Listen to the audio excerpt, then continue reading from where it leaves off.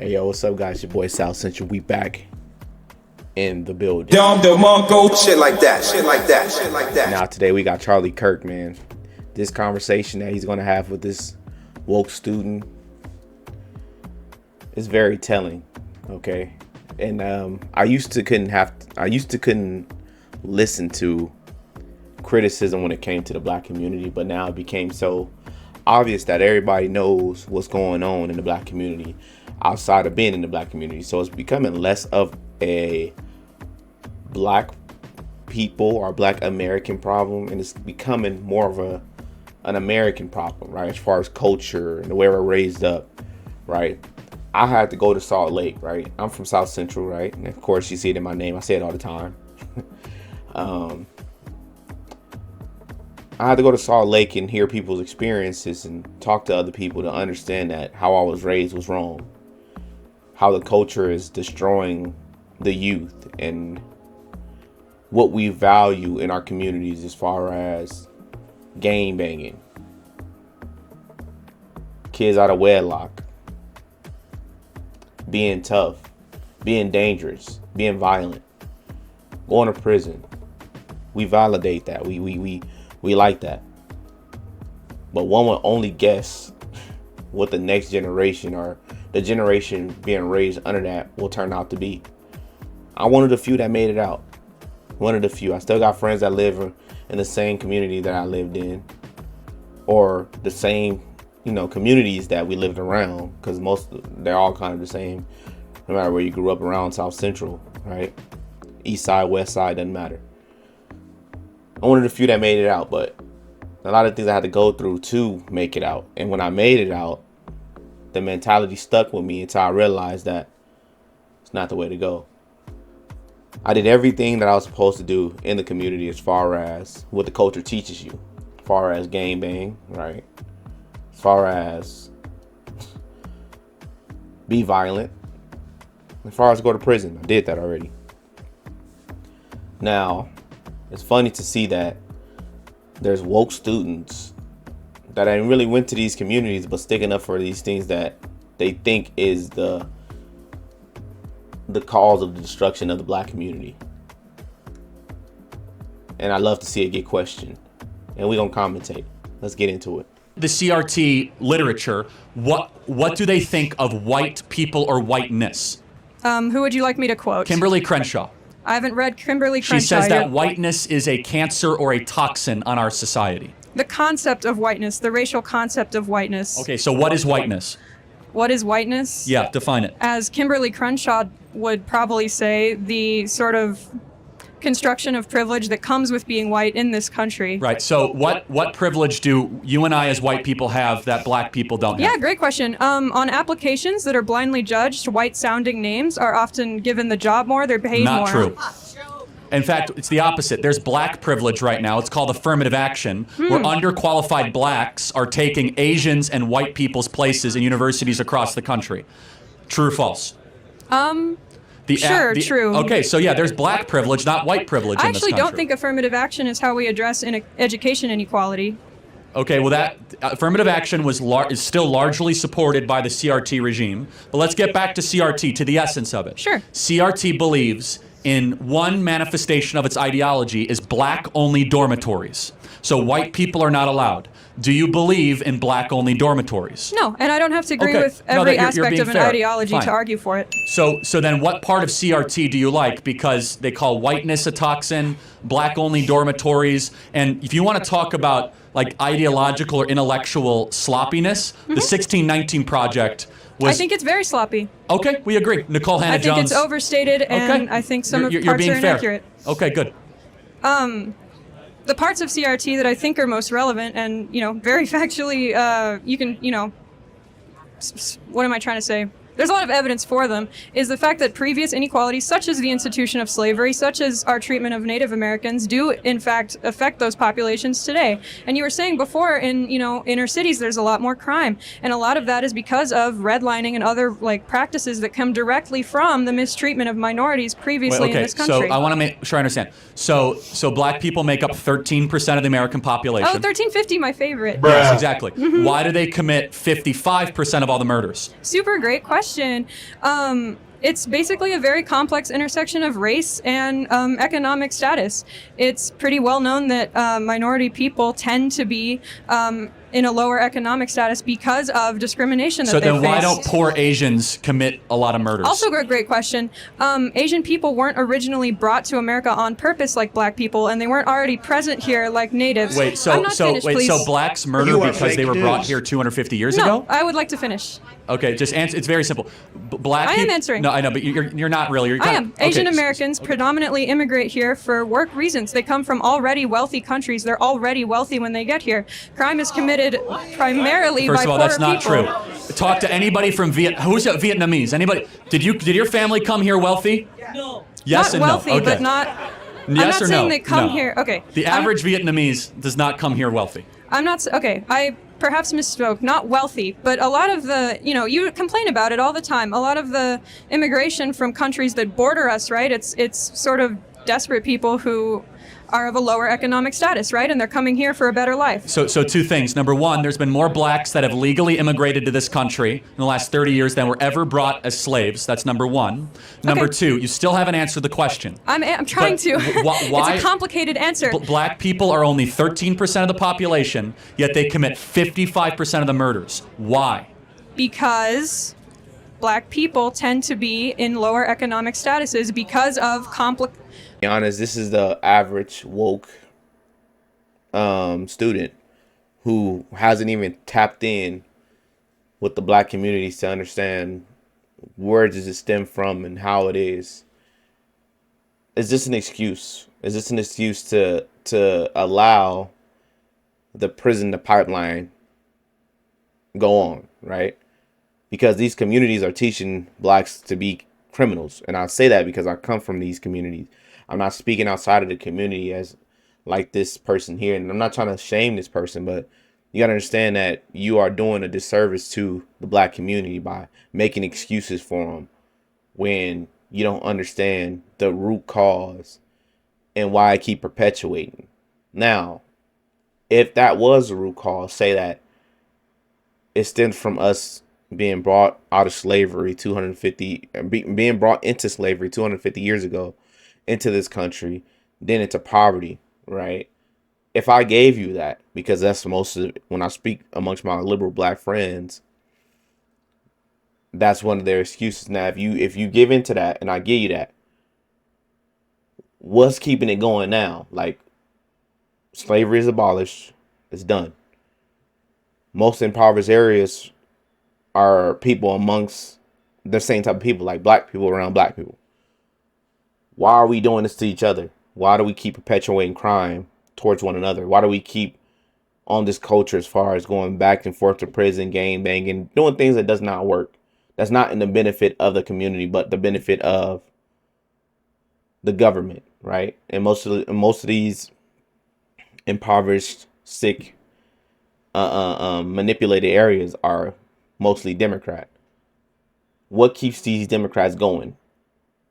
The ignorance and arrogance, right? The willful ignorance, because when I used to gang bang, we knew the truth. Okay. Oh yeah, the government dropped, guns into the community. We knew this, right? But if you know better, you do better. How can you keep going, doing the same thing that doesn't work and blame people as if they're the fault of you doing bad? So when another black individual was robbing me, are putting his boot on my neck, they said a white man's doing it, but putting his boot on my neck, making it hard for me to go to school without having to cross this street full of gangs, or making it hard for me to not get involved, because if not, I'm gonna keep getting like bothered every day. Like, where are you going? Like, you get tired of it. So it's like you either become part of the problem or you bow down. And young individuals like right, we don't bow down, right? We it's just a rebellious thing as far as men, right? Young men, we don't want to bow down. We want to fight back. You did something to me, I want to do something back to you. I want you to feel that same pain. So you get involved, right? Once you get involved, it turns your whole world around. So my thing is this: what keeps us perpetuating that culture when we know it's wrong? What keeps us hurting each other when we know it's wrong? I don't see no white man around. All I see is us. Who keeps it going? Once we know the truth as far as drugs being brought into the community, right? CIA, and you got Rick Ross, the real Ricky Ross, right? I went to Locke High School. He spoke to us. He told us, right? He let you know his story, where he came from, how it is, right? We all know this now. We're brought to light, right? We're not in the dark anymore. What's keeping this going? Poverty. There's a whole bunch of countries that's in poverty that don't steal from one another and know not to because there's severe consequences. But why do we keep doing it in America? Why do we keep this going as if it's helping us? Why do we keep the street code mentality, right? We just seen with Big U and the indictment, right? A reform game member, supposedly, quote unquote, right? His son made it to the NFL, but he took somebody else's son's life. Why do we keep doing this to one another? And I think Charlie Kirk gonna say some great things about this. Because of Okay, no, this is CRT, fine. This is great. Basically, So you think that poverty equals crime? I think that it's highly correlated, and there's a lot of studies This is where on we that. disagree. What an insult to the working poor So of this why country. do you think black people commit more Well, crime, first Charlie of all, Kirk? so how? Let me ask you a question as No, my answer answer. it. Go on. What percentage of blacks have a father around when they're raised? I'm not sure. 20%. So that's why you 80% of think it blacks is. do not have a stable father around. It is the most predictable way to end up in prison, end up as a murderer or a criminal. And why It's do not a you think that's racism a problem? It's not a white supremacy problem. It's a fact that black fathers impregnate women and they don't stay around with the women And that they have why- impregnated. Charlie Kirk, do you think that Is- that happens more in the black community compared to others? It's threefold. Number one, we subsidize single motherhood. Number two, it's culture. It's accepted in the black community, and it so shouldn't it's be. culture. Okay. Don't take my I word see. for it. Read Thomas Sowell's own book on how black culture allows single motherhood to continue into a nanny state type practice. I'll have to say this to Charlie Kirk, man. That's not true, man. Most black men want to be in their children's life, but due to the subsidies, it did distract that, right? As far as women choosing the subsidies outside of choosing a father at home, we are now seeing the outburst of what occurred now, as far as the YNs, young niggas, right? The people that's raised without a father, especially when it came to the 80s, right? We're seeing the backlash of how it happened, right? Black people, we did start our own, like we didn't, when we were segregated, right? And this goes to speak to the woke person, 'cause I'm speaking to two people, right? Down to the work person, right? We were still impoverished, but we created our own. We created our own businesses. We worked amongst our own. We didn't ask for, you know what I'm saying? I'm not saying segregation was good, but what I'm saying is that when we were segregated, we had our own, which means that we took community very serious. We didn't destruct our community. We were fighting against the man, finger to the man. We were all on the same page. Then that got disrupted. Now we're fighting amongst each other, still blaming the white man, right? You got to look at that history, but you also got to, take history and let it motivate you to do something different and keep going and striving to understand how good we got it now, right? We can't be doing the terrible things that we're doing to each other and blaming white people outside of knowing the truth and what happened, and why are we still doing the same things that's keeping ourselves down, right? And it wasn't just white people. It was to me, right? I'm pointing the finger at the government, right? Which is the Democrats, the ones who come to our communities acting like they're for us, but then the same things keep happening as far as our communities are not getting better because they thrive off that. They don't want you to be awoken to their corruption and why they need you to stay in your stupor, because they need you to keep voting for them, right? So they provide you with more free stuff, although it's not free. Your vote, that's the cost of your vote. You're literally selling your soul. But I was a Section 8 baby. I was a government baby, right? You couldn't have the father in the house. You couldn't make a certain amount of money, so it kept you impoverished. You couldn't move outside those communities because mama had 5 boys. She did choose the government. And in order to stay on government assistance, you couldn't work. You had to keep the father out of the house, and they were in your business a lot, all right? The government wanted to make sure of that. There was no father in the house, okay? So they keep perpetuating the problem, and I would say that this is a democratic state. This is what democratic policies look like wholeheartedly. Not the whole, I'm trying to help every black, no, I'm trying to help every impoverished person. I'm for the little guy. No.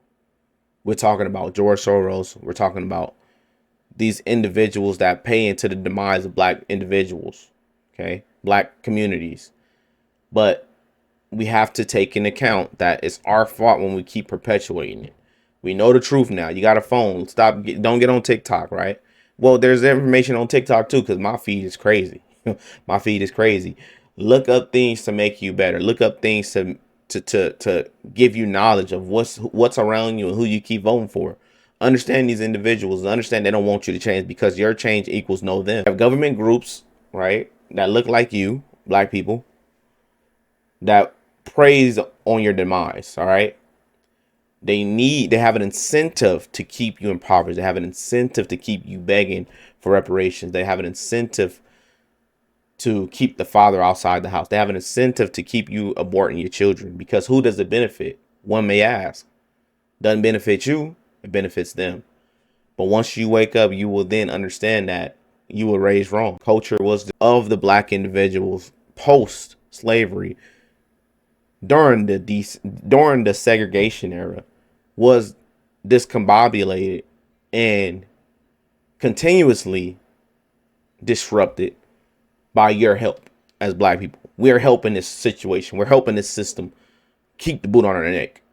But we're not pointing it where the finger lies. And we're not doing anything about it because we're not looking internally and trying to figure out why it went wrong.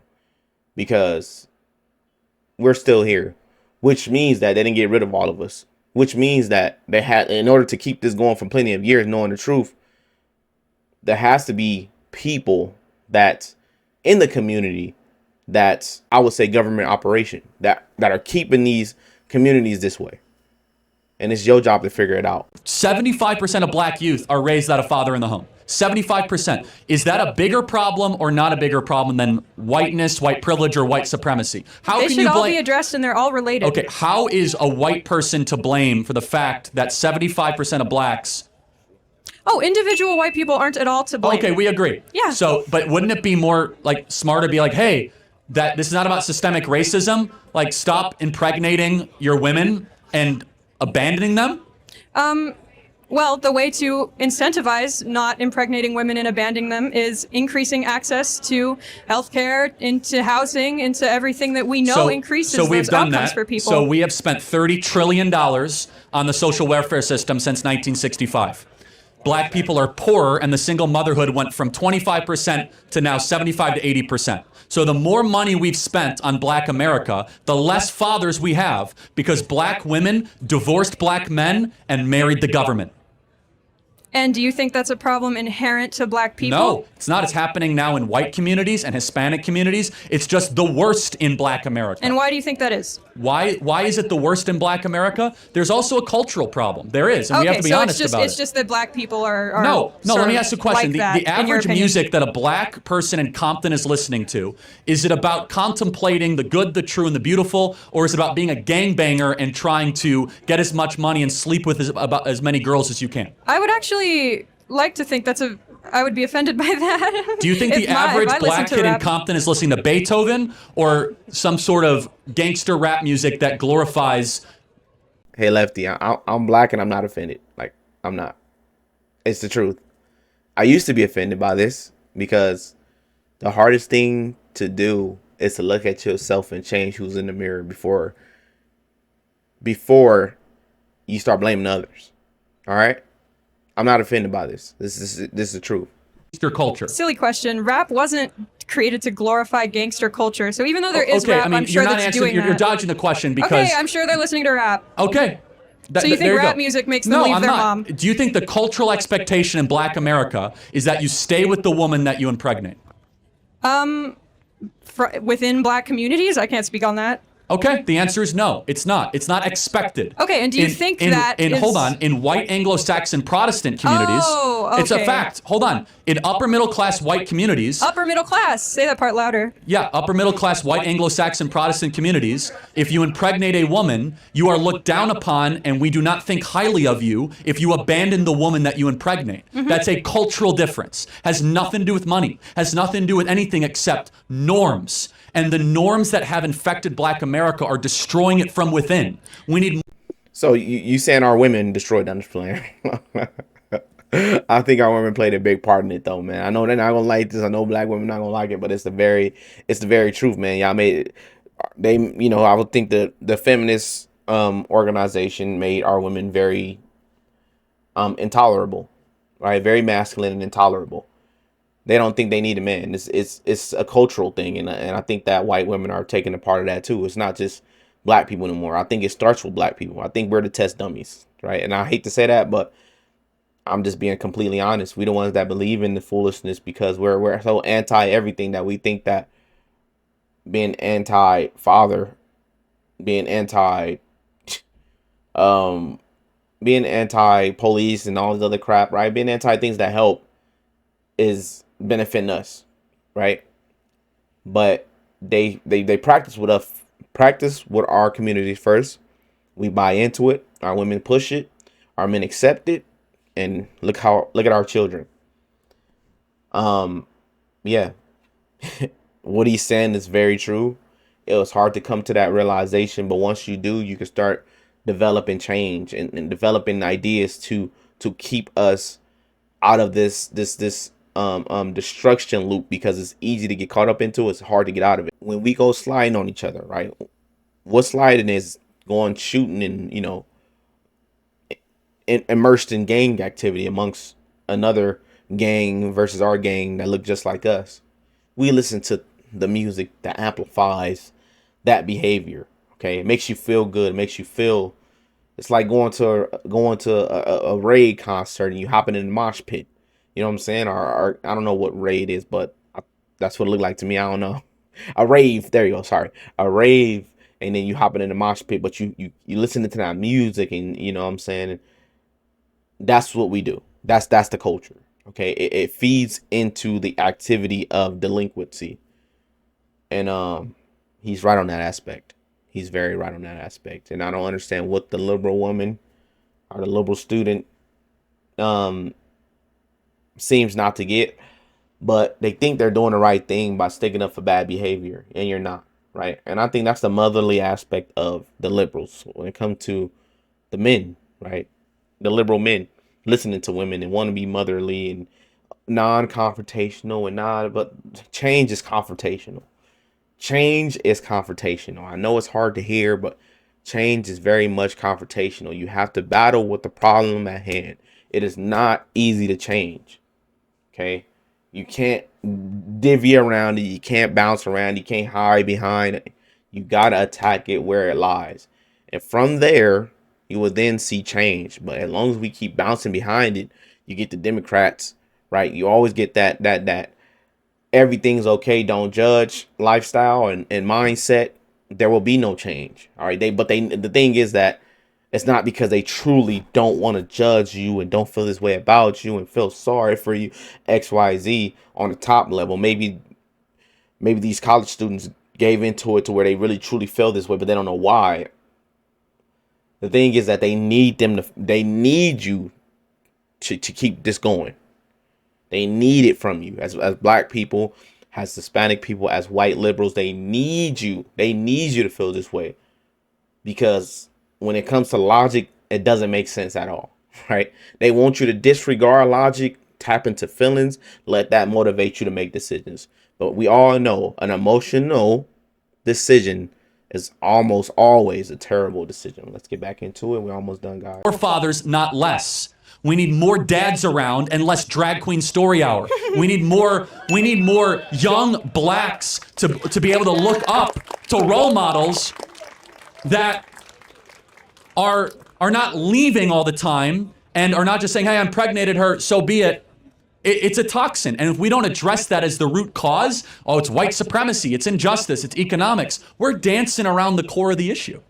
I guess what I'm saying is, right, and you've perfectly actually laid out the dichotomy here. It is a fact, obviously, that black people disproportionately commit crime in this country. No one's arguing that.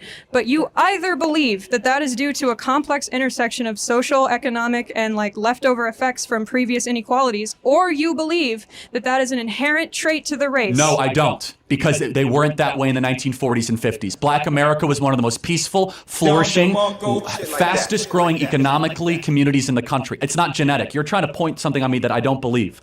Instead, But then Black you do America, believe that it's hold not on. genetic, so you do think CRT is correct. Hold on a That's second. kinda what I'm In the getting at. 1940s and 1950s, Black America was prosperous and was on pace to be richer and wealthier than white America.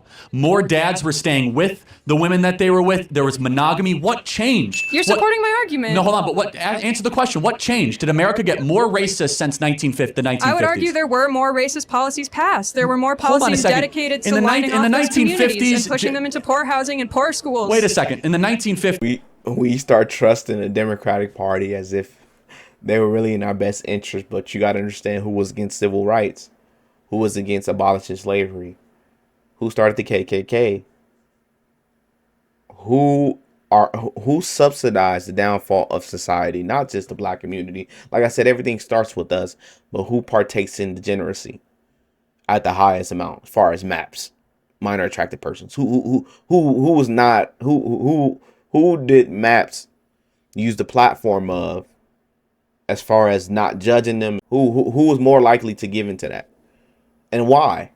What's the reason? It's up to you, man.